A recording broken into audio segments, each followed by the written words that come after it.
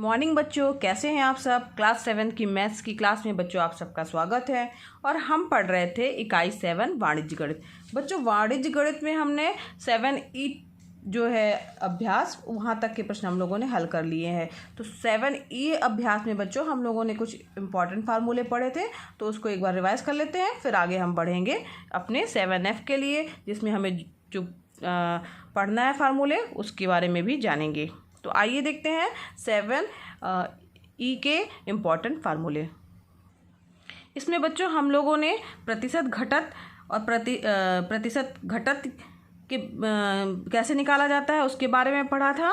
और डिस्काउंट जो है हमारा वो बट्टा, यानी कितने प्रतिशत डिस्काउंट दिया गया उसको कैसे निकालेंगे हम, कि प्रतिशत डिस्काउंट हमें अगर निकालना है तो बट्टा गुणे 100 बटे अंकित मूल्य हो जाएगा। इसी तरह प्रतिशत घटत बराबर हो जाएगा राशि में परिवर्तन बटे प्रारंभिक राशि इंटू 100। और एक इम्पॉर्टेंट फार्मूला बच्चों, जो कि बहुत ही इम्पॉर्टेंट फार्मूला है, ये आपको हमेशा याद रखना है। इससे संबंधित प्रश्न बच्चों आपके ये एग्ज़ाम के लिए भी इम्पॉर्टेंट है, साथ ही साथ आने वाली प्रतियोगी परीक्षाओं के लिए भी बहुत ही इम्पॉर्टेंट है। तो साधारण ब्याज बराबर होता है मूलधन गुणे दर गुणे समय बटे 100। इससे संबंधित बच्चों प्रश्न हम लोगों ने हल किए हैं। और एक और फार्मूला हमारे पास में आया था बच्चों, वो है हमारा मिश्र धन बराबर क्या होता है। जो मिश्र धन बराबर होता है मूलधन में से अगर हम ब्याज को जोड़ देते हैं तो वो हमारा बन जाता है मिश्र धन। ठीक है, तो अब हम आगे जो है इस चैप्टर में पढ़ेंगे चक्रवृद्धि ब्याज। तो बच्चों ये दो इम्पॉर्टेंट फार्मूले थे जो कि आपको अच्छे से याद कर लेने हैं, साधारण ब्याज का फार्मूला, मिश्र धन का फार्मूला। और अब हम पढ़ेंगे चक्रवृद्धि ब्याज, यानी कंपाउंड इंटरेस्ट किसे कहते हैं। तो चक्रवृद्धि ब्याज याद करने के लिए बच्चों वो कुछ बातें इंपॉर्टेंट हैं कि चक्रवृद्धि ब्याज क्या होगा और उसकी गणना कैसे की जाती है। तो इसको जानने के लिए बच्चों एक चीज़ ध्यान दीजिए कि जब समान धन, समान समय और समान वार्षिक दर होती है तो एक वर्ष के लिए जो चक्रवृद्धि ब्याज होता है, अगर समान समय है, समान धन है और समान वार्षिक दर है, और तो एक वर्ष के लिए जो चक्रवृद्धि ब्याज होगा बच्चों वो साधारण ब्याज के बराबर होगा। तो ये तो समझ में आ गया होगा बच्चों। समान धन यानी मूलधन समान रहेगा, समय भी एक जैसा रहे और वार्षिक दर भी एक जैसी होने पर एक वर्ष के लिए जो चक्रवृद्धि ब्याज होगा वो साधारण ब्याज के हमारे बराबर होगा। दूसरा इसका पॉइंट है बच्चों, चक्रवृद्धि ब्याज की गणना में पहले वर्ष का जो मिश्र धन है दूसरे वर्ष का मूलधन बन जाता है, और इसी प्रकार आगे वर्षों के लिए जो है किया जाता है। तो इसका बच्चों दूसरा इंपॉर्टेंट पॉइंट है कि चक्रवृद्धि ब्याज की गणना में पहले वर्ष का मिश्र धन, याद दीजिएगा बच्चों, जो मिश्र धन प्राप्त होगा कैसे प्राप्त होगा, मूलधन में से ब्याज को हम जोड़ देंगे। तो जो पहले वर्ष का मिश्र धन प्राप्त होगा वह दूसरे वर्ष का क्या हो जाता है, मूलधन हो जाता है। और इसी प्रकार से आगे के वर्षों के लिए किया जाता है। तो ये प्रक्रिया होती है तब हमारा चक्रवृद्धि ब्याज निकलता है। तो चक्रवृद्धि ब्याज बराबर क्या होता है बच्चों, चक्रवृद्धि मिश्र धन में से हम अगर मूलधन को घटा देंगे तो हमारा चक्रवृद्धि ब्याज प्राप्त हो जाएगा। तो आइए देखते हैं इसके सवालों को समझ करें तो ज़्यादा समझ में आएगा। बच्चों ये है अभ्यास 7F। तो इसका पहला जो है प्रश्न, उसके 2 खंड दिए हुए हैं और ये सही विकल्प वाला है। बहुत ही आसान सवाल है इसके बच्चों, सीधे साधारण ब्याज इसमें ज्ञात करना है और 2 वर्ष का साधारण ब्याज ज्ञात करना है। तो साधारण ब्याज का आपको फार्मूला पता ही है, मूलधन गुणे दर गुणे समय बटे 100 बराबर क्या होता है, साधारण ब्याज होता है बच्चों। तो यहाँ पर 150 रुपये का 4% वार्षिक ब्याज की दर से एक वर्ष का साधारण ब्याज क्या होगा, ये हमें ज्ञात करना है। तो देख लेते हैं इसे बच्चों। इसको चूँकि ये ऑब्जेक्टिव टाइप का है तो ज़्यादा लिखने की ज़रूरत नहीं है, आपको फार्मूला याद है, पता है कि साधारण ब्याज बराबर मूलधन गुणे दर गुणे समय बटे 100 है। तो इसको डायरेक्ट भी कर सकते हैं। मूलधन इसमें 150 दिया हुआ है, दर बच्चों दी हुई है आपकी 4% और समय जो है 1 वर्ष बटे 100। ठीक है, इसको काट देंगे, 0 से 0 कैंसिल हो गया, 5 दूनी 10, 5 3 15, 2 1 कम 2, 2 दूनी 4, 3 दूनी 6, यानी 6 रुपये जो है इसका आंसर होगा। तो ऑप्शन देख लेते हैं 6 रुपये वाला कौन सा है। तीसरा ऑप्शन है बच्चों ये 6 रुपये वाला। तो इसका ये तीसरा ऑप्शन बच्चों ये सही होगा। ठीक है, समझ में आया, बहुत ही आसान था। इसी तरीके से इसका बी पार्ट भी है, इसमें साधारण ब्याज का सूत्र लगाना है और जो जो चीज़ें दी हैं रखना है, सीधे मान निकालना है। जो ऑप्शन आएगा बच्चों उस पर आप टिक कर दीजिएगा। दूसरा क्वेश्चन आगे बढ़ते हैं। 800 रुपये का 5% वार्षिक ब्याज की दर से 2 वर्ष का चक्रवृद्धि ब्याज कितना होगा। तो देखते हैं बच्चों, इसमें जो जो चीज़ें दी हुई हैं पहले वो हम लिख लेंगे। तो सबसे पहले हम लिखेंगे, दिया हुआ है क्या, मूलधन हमारे पास दिया हुआ है मूलधन बराबर दिया है कितना, 800 रुपये। ठीक है, और दर दी हुई है 5%। ठीक है, वार्षिक दी हुई है, वार्षिक, और समय दिया हुआ है 2 वर्ष। ठीक, तो अब यहाँ पे हमें क्या ज्ञात करना है, चक्रवृद्धि ब्याज ज्ञात करना है। तो जो पहले वर्ष के लिए जो ये मूलधन है, तो पहले वर्ष के लिए जो है मूलधन क्या हो जाएगा, 800 रुपये है। तो पहले वर्ष का ब्याज क्या हो जाएगा,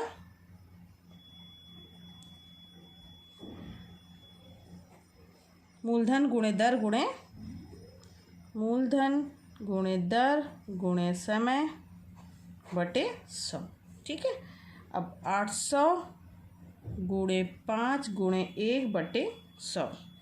ठीक, 0 0 कैंसिल हो गया, 8 पंचे 40, यानी 40 रुपये प्राप्त हुआ। तो पहले वर्ष का ब्याज कितना हो गया बच्चों, यहाँ रुपये का चिन्ह भी बना दीजिएगा, 40 रुपये। ठीक, तो पहले वर्ष का ब्याज हमारे पास प्राप्त हो गया 40 रुपये। अब मिश्रधन पहले वर्ष के अंत में क्या हो जाएगा, वर्ष के अंत में मिश्रधन, तो मिश्रधन का फार्मूला आपको पता है, मूलधन धन ब्याज। समझ में आ रहा है बच्चों, मूलधन कितना है आपका, 800 रुपये है, और पहले वर्ष का ब्याज कितना आया है, 40 रुपये। तो ये जुड़ जाएगा, तो पहले वर्ष के अंत में मिश्रधन हमारा कितना हो जाएगा, 840 रुपये। ठीक, अब ये जो पहले वर्ष का मिश्रधन आया है वो दूसरे वर्ष का मूलधन बन जाएगा। ठीक है, चक्रवृद्धि ब्याज में यही होता है ना कि जो पहले वर्ष के अंत में मिश्रधन आया है वो दूसरे वर्ष का मूलधन हो जाता है। तो यहाँ पे लिखेंगे, अब पहले वर्ष का मिश्रधन दूसरे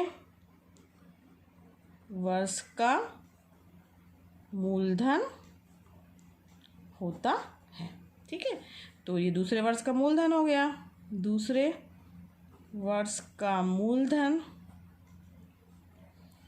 840 रुपये हो गया। बाकी सारी चीज़ें जो है वो जो की त्यों रहेंगी, यानी दर और समय वैसे ही रहेगा। तो दूसरे वर्ष का ब्याज क्या हो जाएगा, दूसरे वर्ष का ब्याज,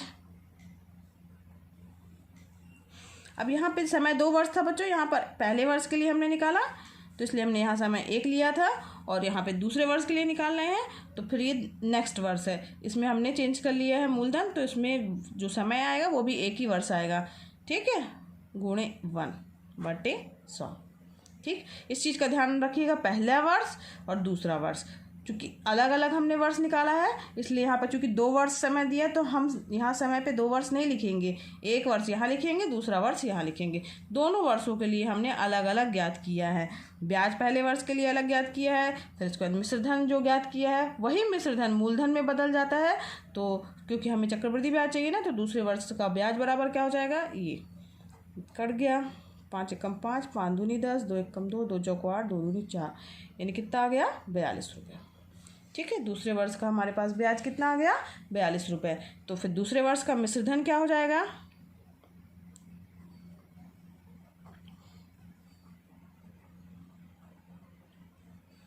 मूलधन धन ब्याज होता है,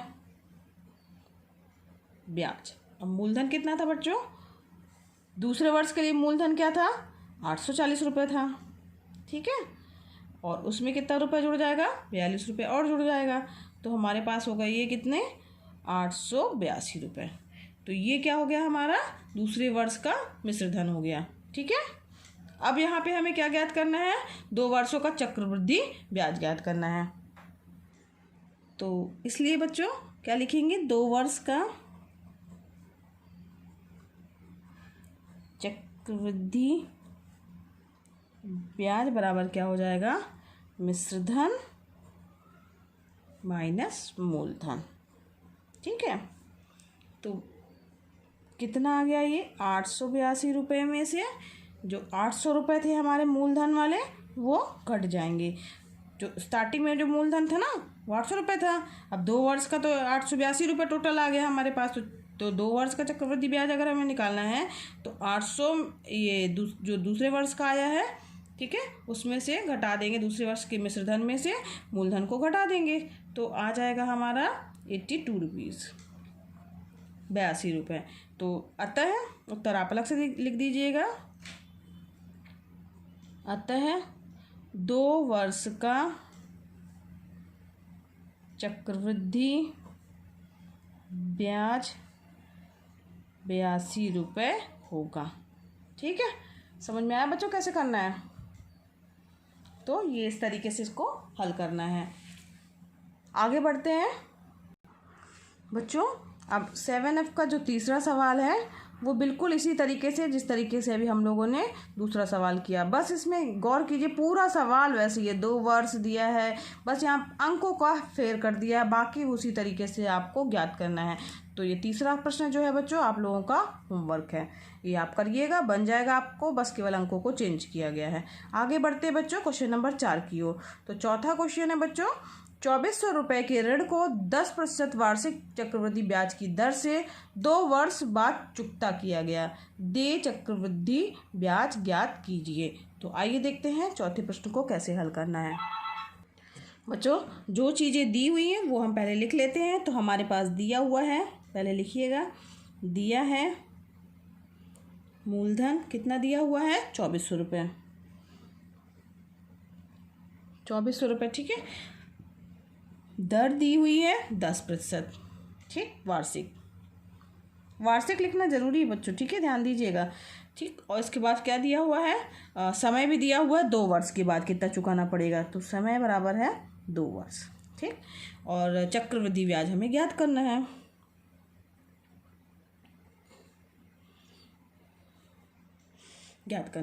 तो सबसे पहले साधारण वो ब्याज पहले वर्ष के लिए निकाल लेंगे। तो पहले वर्ष का ब्याज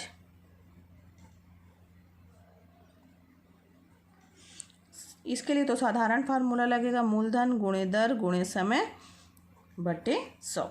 ठीक है, मूलधन कितना बच्चों 2400 रुपये, दर कितनी है 10, और समय ध्यान दीजिएगा यहाँ 2 वर्ष दिया है लेकिन हम पहले वर्ष के लिए निकाल रहे हैं तो हमें क्या लेके चलना है 1। ठीक है, ये विशेष है, इसे ध्यान दीजिएगा। ठीक है, इस बटे 100 कैंसिल हो गया, कितना आ गया 240 रुपये। अब ये पहले वर्ष का हमारे पास ब्याज आ गया। अब इसी तरीके से अब पहले वर्ष का मिश्र धन ज्ञात कर लेंगे। पहले वर्ष का मिश्र धन, जो ये मिश्र धन होगा वो दूसरे वर्ष के लिए क्या बन जाएगा, मूलधन बन जाएगा। तो मिश्र धन बराबर क्या होता है फार्मूला, मूलधन धन ब्याज। अब मूलधन हमारा कितना था 2400 रुपये था। ठीक, प्लस ब्याज कितना है हमारा 240 रुपये, कितना हो गया हमारे पास 2640 रुपये। ये हमारा पहले वर्ष का मिश्र धन आ गया। अब पहले वर्ष का मिश्र धन बच्चों क्या बन जाता है, दूसरे वर्ष का मूलधन। तो यहाँ लिख दीजिए पहले वर्ष का मिश्र धन, जब हम ये प्रक्रिया कब होती बच्चों, जब हम चक्रवृद्धि ब्याज ज्ञात करना चाहते हैं। तो पहले वर्ष का मिश्र धन बराबर दूसरे वर्ष के लिए मूलधन बन जाता है। तो अब दूसरे वर्ष का मूलधन क्या हो जाएगा,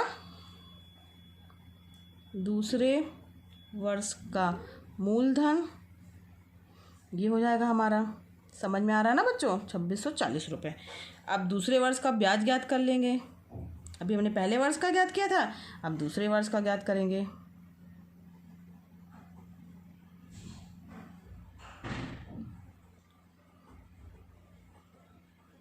दर गुणे समय बटे 100। अब इसके अनुसार क्या हो जाएगा आपका, मूलधन गुणे दर गुणे समय बटे 100। अब यहाँ पर हम मूलधन जो है वो क्या हो जाएगा, दूसरे वर्ष के लिए 2640 रुपये है। ठीक है, ये 2640 रुपये आया ना दूसरे वर्ष के लिए, तो ये हम लिखेंगे। तो 2640 गुणे दर जो थी हमारी 10%, समय यहाँ पे फिर ध्यान दीजिएगा दूसरे नेक्स्ट वर्ष के लिए हम निकालना है, तो ये 1 वर्ष होगा। टोटल मिला के 2 वर्ष हो जाएंगे, पहले वर्ष का अलग हमने निकाला, दूसरे वर्ष का अलग निकाला। ठीक, बटे 100, 0 0 कैंसिल हो जाएगा। ठीक, हमारे पास कितना आ गया 264 रुपये, ये दूसरे वर्ष का ब्याज हो गया। अब दूसरे वर्ष का जब हमारे पास ब्याज आ गया तो दूसरे वर्ष का मिश्र धन ज्ञात कर लेंगे। दूसरे वर्ष का बिल्कुल बच्चों जैसे अभी इसके पहले प्रश्न किया ना वैसे ही करना है, मूलधन धन ब्याज एक आध बार आप लगाएंगे सवाल तो आपको पता चल जाएगा अच्छे से कि किस तरीके से हल करना। सारे प्रश्न इसी तरीके से हल करने हैं, तरीका यही है। तो 2640 रुपये प्लस 264 रुपये, ये दोनों जुड़ जाएंगे तो ये हो जाएगा बच्चों हमारे पास में रुपये 2904 रुपये। 4 हो गया, 2904। ठीक, अब हमें ये दूसरे वर्ष का मिश्र धन हो गया। अब हमें क्या ज्ञात करना है? 2 वर्ष का चक्रवृद्धि ब्याज। तो इसलिए 2 वर्ष का चक्रवृद्धि ब्याज बराबर हो जाएगा जो मिश्र धन है उसमें से मूलधन घट जाएगा। अब मिश्र धन क्या आया जो 2 वर्ष दूसरे वर्ष के लिए, तो वो आया है हमारे पास में बच्चों 2904 रुपये। मूलधन हमारा क्या था जो सबसे स्टार्टिंग में था, वो मूलधन आएगा। मूलधन था हमारे पास में 2400 रुपये, घट गया तो कितना आ गया? 504 रुपये। तो ये हो गया हमारा 2 वर्ष का चक्रवृद्धि ब्याज। उत्तर आप अलग से लिख दीजिएगा। अतः 2 वर्ष का चक्रवृद्धि ब्याज 504 रुपये, ये तो लिखा ही हुआ है, होगा। ठीक है, तो इस तरीके से इसे हल करना है। तो बच्चों आज के लिए बस इतना ही, और इसके आगे के प्रश्न हम इसके नेक्स्ट वीडियो में हल करेंगे। और आपको मेरा वीडियो पसंद आया हो बच्चों तो इसे लाइक कीजिए। अगर आपने अभी तक सब्सक्राइब नहीं किया है बच्चों तो मेरे चैनल को सब्सक्राइब भी कर दीजिए ताकि आपको मेरे नए वीडियोस मिलते रहें, और दूसरे बच्चों को शेयर भी कीजिए। इसका भरपूर लाभ लीजिए बच्चों, यह सब एकदम फ्री है, निःशुल्क है बच्चों।